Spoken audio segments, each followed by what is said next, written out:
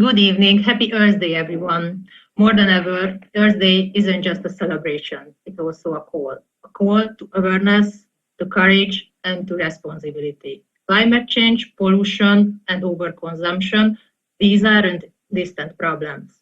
They are here now, and they ask something of us. Luckily, we don't face them empty-handed. Today, you will hear from our students who we've studied, questioned, and dared to imagine a better world. Their voices matter, your listening matter. Please welcome our students and our first presentation. To begin our Earth Day event, we turn the attention to one of the most urgent and heartbreaking challenges facing our planet today, access to clean water. Please welcome our student Bushra with her presentation, The Global Water Crisis. Please, Bushra, your screen sharing.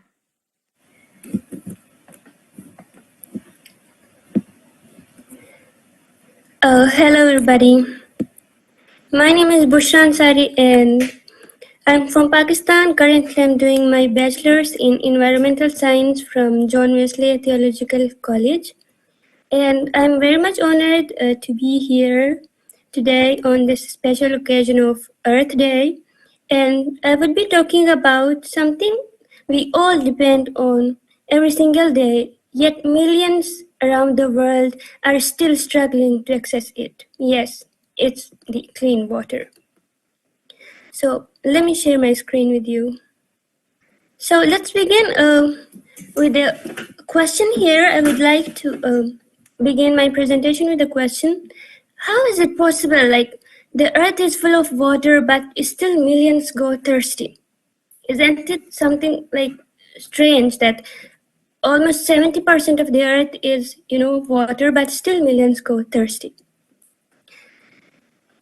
It's because this is a strange paradox, but it's a painful truth. The crisis is not just about disappearing, like the water is disappearing from the earth's surface or the amount of water is decreasing. It's about how we manage the water and like who controls the water and how it is being distributed throughout the world to peoples.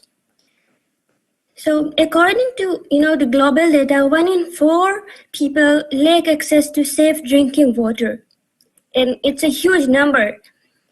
And over 3.6 billion people live without adequate sanitation. But these aren't just numbers. These are the people living there. These are true life stories of people. So this is something concerning. Like, we all need to be concerned about this, that how is that possible that the earth is full of water, but still people are there struggling to access clean water just for drinking purposes.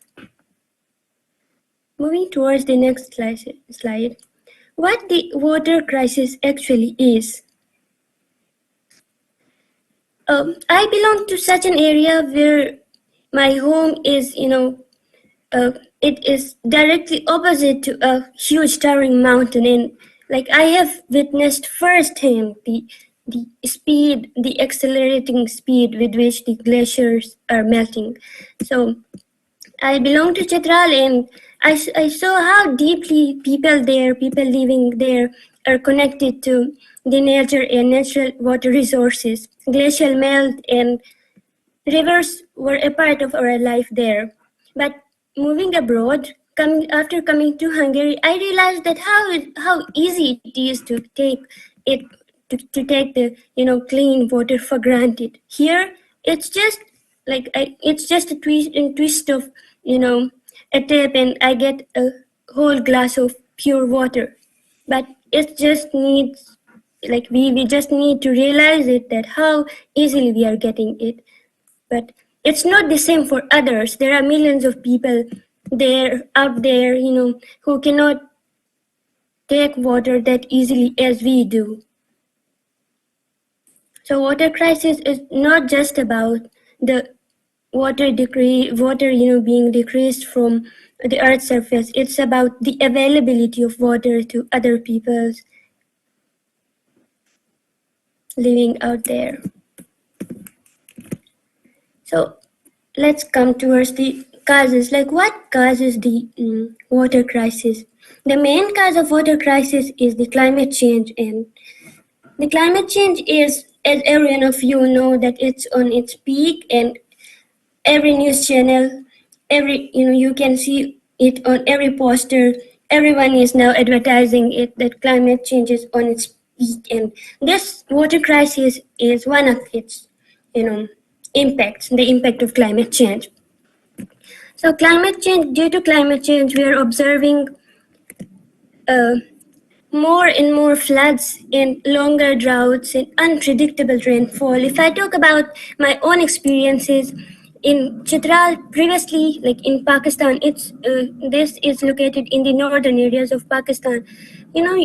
Previously we used to experience long winters, snowfall throughout winters, and short summers. But now it's like the summers are extremely hot, which is like totally new for us, and the winters are snowless. So that's why the thickness of the glaciers is decreasing, and the water resources are, our water resources are in danger. It's because of the climate change. The next major cause of water crisis is pollution.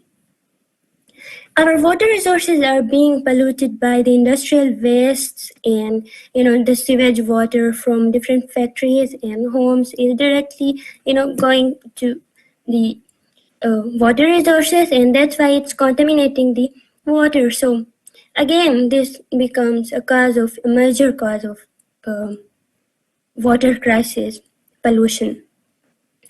This pollution not only pollutes the water, but also makes it unsafe for drinking and for other purposes. Industrial waste, chemicals, and everything, these pollute the water and make it unusable.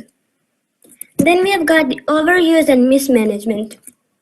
This is something, if someone wants to play their role in the solution making for this problem, this is the thing which they can do, like to prevent the overuse or mismanagement. Nearly 70% of global fresh water is consumed by agriculture, and that's not like consumed efficiently. Of course, that's not. It is consumed inefficiently, and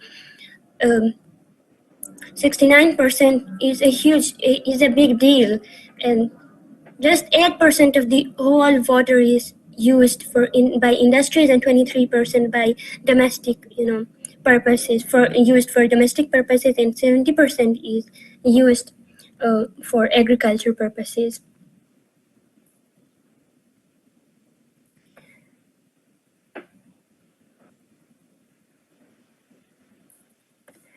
The main problem here is the water which is used for irrigation, the canals and everything, like they are not properly built up, and that causes the leakage of water, and that way it's wasted. Like the pipes and everything, they deliver less, but they leak and waste a major amount of the water. So that's how it's causing water crisis.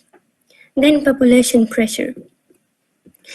We all know that when the number of people increases or the number of consumers increases, of course there will be tension. So the more the population is increasing, the more the water consumption increases. That's why it creates a tension between the consumer and the resource what they consume. So population pressure is again a big cause of water crisis. And there are many people out there. If I give you the example of Sindh, rural Sindh in Pakistan, it's like many people there, they consume water from hand dug wells or from stagnant ponds, which they share with animals also. Like that's why I say that it's not easy for everyone out there to access and take drinking water or take clean water for everyone. It's not like that. Like the way we take it for granted, the way we take it easily, we take water easily, it's not the same for everyone out there. Many people in India and in Nigeria, places like that, they face big difficulty in accessing water, in consuming clean water. So the more the population is increasing, especially in India, the population is increasing, and in Indonesia and Brazil. That's why, like, many cities in these countries, the population is increasing, and that's why they have started facing water crisis because of their increasing population. Now here comes water conflicts. It's not like that the rivers or the water resources, a specific country or specific nation owns them. It's not like that, of course. They flow like in a pattern between different countries. So different countries, different nations are sharing this water source, the rivers. So of course, it creates water conflicts. If we take the example of Indus River, India and Pakistan are in conflict on this river because it starts from India and it flows, through Pakistan also, the Sindh area and all. So due to building dams, the lower stream, the people living in the lower stream, those areas, they face water crisis. So on this basis, their conflict arises. And if I have shown here a picture of Israel, Jordan, and this is the Jordan River in Israel, Palestine. That's an interesting thought. Well, a picture. Israel, Jordan, and Palestine, they are in conflict over this Jordan River because they share this, and due to building dams, this some of these Israel, due to building dams, Palestine and Israel, they face difficulty. They receive less amount of water. That's why it's creating a problem. And same like this, Egypt, Ethiopia, and Sudan, they also have a conflict over water in over the Nile River, and Israel, Jordan, as I told you, and Palestine over this Jordan River. And then we have Turkey, Syria, and Iraq over Tigris, Euphrates. And because the upstreams of Turkey, like Turkey has built dams, and that affects the water flow. So that's why on this basis conflicts arise. Conflicts has arise now. Like, and it's said that by experts say that the next big world war would not be over oil but water. So we all need to be conscious about this. By looking at the conflicts and the people struggling to access clean water, it's not like that we don't have to be hopeless, because there are like success stories as well. India, there are people have attempted to harvest rainwater, and this is a good way to store rainwater and harvest water from the rain for them, and they use it for everything, like drinking purposes and everything. And Cape Town is a city in South Africa, and they were nearly losing their water resources.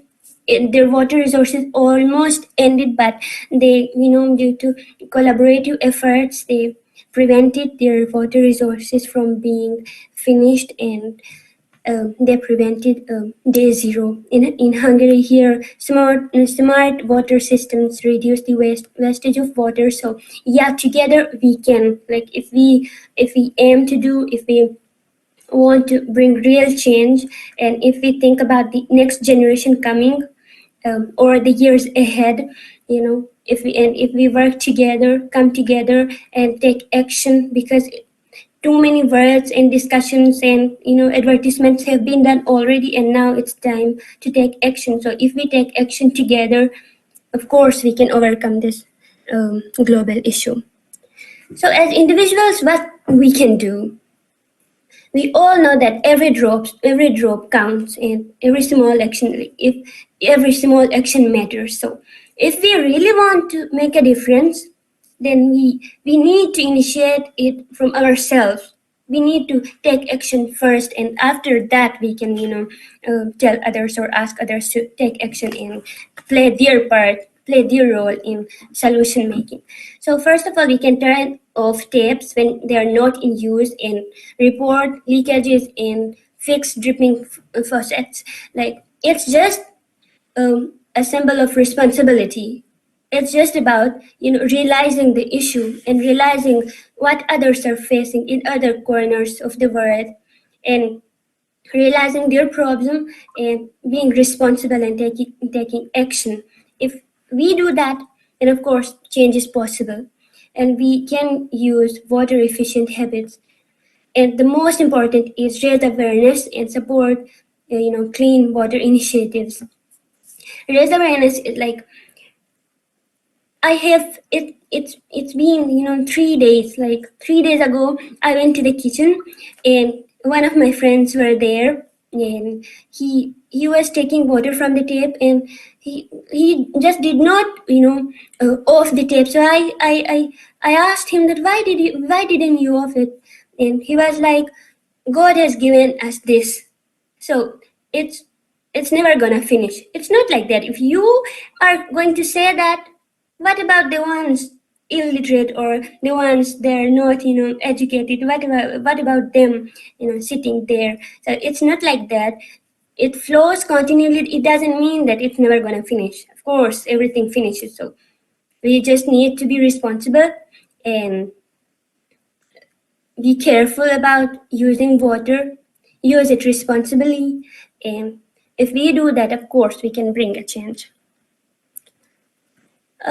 Now, I would like to conclude it this way: like, the global water scarcity it's not just about water being scarce. It's about the survival of many people, like millions of people living there. It's about millions of people, women, especially girls.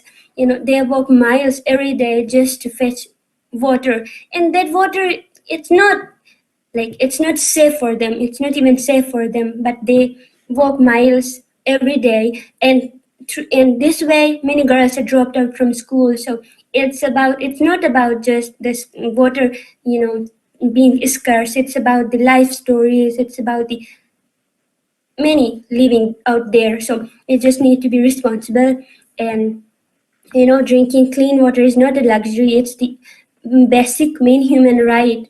So we think about the rights of others because we are responsible for each other's rights. So yeah, and thank you so much. I would like to conclude it with this quote: thousands have lived without love, not one without water. So every drop counts. So thank you so much for listening to me and for your time. Thank you.